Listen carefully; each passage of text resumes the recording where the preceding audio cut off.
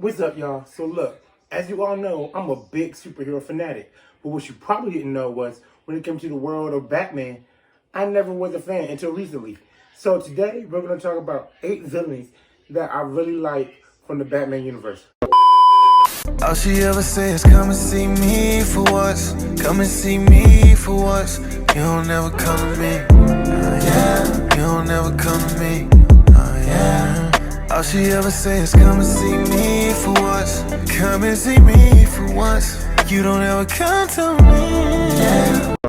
So, one thing you should know about me before we get into this video, when it comes to the characters from DC Universe, I highly value all the martial artists. I highly value all the vigilantes, especially the ones without powers, because then you only have your mind and your natural skill to depend on, which leads me to my villain number 1 choice, Deathstroke.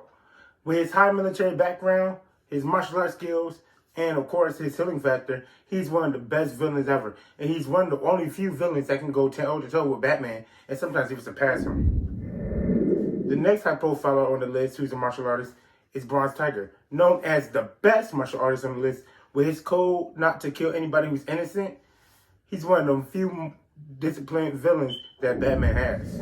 Of course, with those two being assassins and martial artists, they're known for leaving physical pain. But there's no greater enemy than an enemy who can mess with your mind. And that's why villain number 3 is Scarecrow. I love Scarecrow simply for the same reasons I love the Sinestro Corps more than I love the Green Lantern Corps. While the Green Lanterns are known for using willpower, Sinestro Corps, just like Scarecrow, is known for using weapon of fear. And fear is a powerful weapon. Why? Because everybody fears something. Because fear just represents a danger that may have already happened or may possibly happen. Just like Will Smith. Fear is not real. The only place that fear can exist is in our thoughts of the future. It is a product of our imagination, causing us to fear things that do not at present and may not ever exist. That is near insanity, Qatar. Now, do not misunderstand me. Danger is very real, but fear is a choice. So no matter how strong your mind is, you can always be beaten because, like I said, everybody fears something. Speaking of strength of the mind, I don't think there's anybody who challenges the Batman mentally and more emotionally than the Joker. Aw, so you do think about me. This guy is insane. Like, this nigga is crazy. But hey, like I said, he challenges Batman. Not only does he keep Batman on his toes, but he constantly forces him to check his morals and ethics while still keeping his code of conduct intact. You be as quiet as possible, or I'll put one in your lap first. Party pooper. No cake for you. However, craziness could be sexy sometimes. That's why I believe that Harley Quinn is a perfect fit for the Joker and another good Batman villain. Explaining why I like Harley Quinn as a villain is kind of confusing because it's like Harley Quinn's a little convoluted, you know? It's like, is she a villain? Is she a hero? It's like, I feel like her status kind of depends on the situation and the company she keeps. It's not like she's like focused on killing Batman like everybody else. Even though she's a villain, Harley Quinn kind of got this like innocence to her that's kind of quirky, kind of cute, kind of sexy. But like I said, it's like also kind of like, you're crazy, like you need help. Like this scene right here.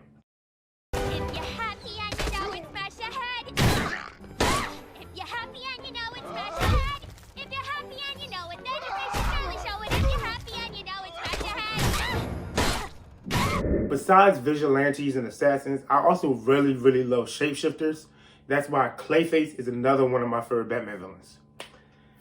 I like Clayface for the same reason I like Mystique. It's like Clayface is like, shapeshifters are just cool to me. They're just like, they're like the ultimate person for crimes. But when it comes to Clayface in the DC universe, it's like, he adds that sense of mystery. It's like, in times where you'd be like, could this be Clayface? Like, is Clayface posing as somebody, or is he helping somebody? Because Clayface is usually not even the main direct cause. He's usually just like impersonating somebody as a favor. My next favorite Batman villain is a villain that, if you look at him, just like Deathstroke and just like the Joker, and probably just like Deadshot, if you look at him, he's not only one of my favorite Batman villains, he's also probably one of my top 10 favorite DC villains in general. And that's Ra's al Ghul.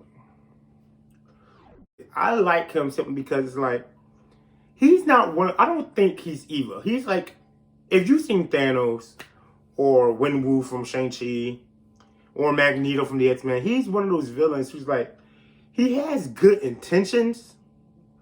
It's just that, you know, his ways of like executing it is kind of screwed up. You feel me? Like, Ra's al Ghul, he only wants to remove corruption from the world, but he believes the way to do that is literally killing everybody from the world. So he's exactly like Thanos, except, you know, without power. But another reason I like Ra's al Ghul, I really believe, even though he doesn't have like meta-human abilities, he's one of the most powerful characters in comics. The reason I say that is he's over hundreds and hundreds of years old. He keeps resurrecting himself. But when you come with age like that, you come with power because you come with wisdom, knowledge, you have connections. And I like that. Like, that's why another one of my favorite villains in general is Ra's al Ghul. The last villain I'm going to bring mention to is Floyd Lawton, a.k.a.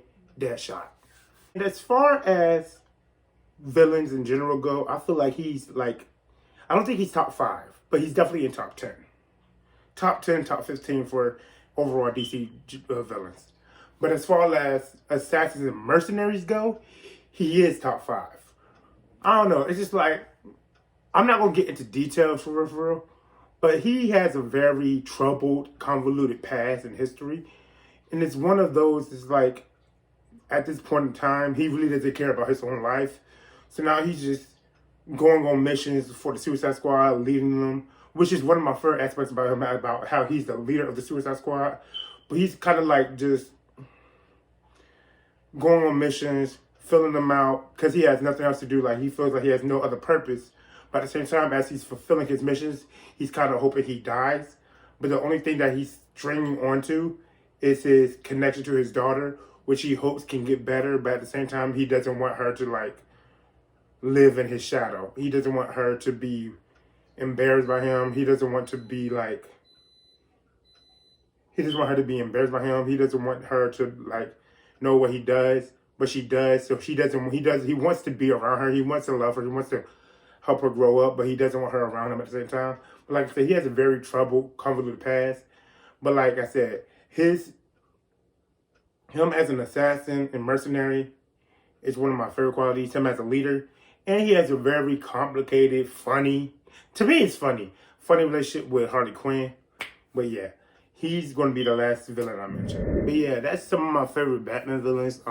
Deadshot, Deathstroke, Bronze Tiger, Clayface, Joker, Harley Quinn, Ra's al Ghul, and Scarecrow. But yeah, like I said, I really didn't like Batman for a particular set of reasons that I'll probably do in another video.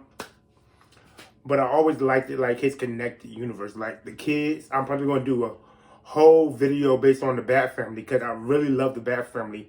Members like Nightwing, Alfred, Damian, Barbara, Orphan, Red Hood. Like, I always loved the Bat family. Even characters who like have other convoluted paths or like that back and forth connection with him, like Selena Kyle. I always loved the Bat family. So I'm probably going to do a separate video on that.